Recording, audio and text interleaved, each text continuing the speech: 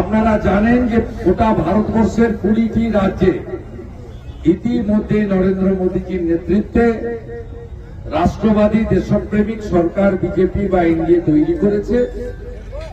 আমরা পশ্চিমবঙ্গেও আগামী দিনে আপনাদের আশীর্বাদ নিয়ে ভারতীয় জনতা পার্টির সরকার তৈরি করতে চাই।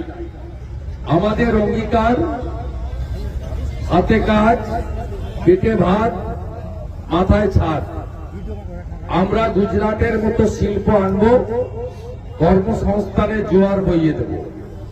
আমরা উত্তরপ্রদেশের মতো সুশাসন আনব, সুরক্ষা দেব আপনাদেরকে, বিশেষ করে নারীদেরকে, কন্যাদেরকে, বোনেদেরকে। এবং আসামের মতো অভারতীয়, অবৈধ অনুপ্রবেশকারী, রোহিঙ্গা মুক্ত পশ্চিমবঙ্গ গড়ব। এই অঙ্গীকারেই আমাদের পথসভা। আমাদের সঙ্গে এই চোরেদের পার্টি তৃণমূলের ভোটের তফাৎ মাত্র 40 লক্ষ ছিল 2024-এ।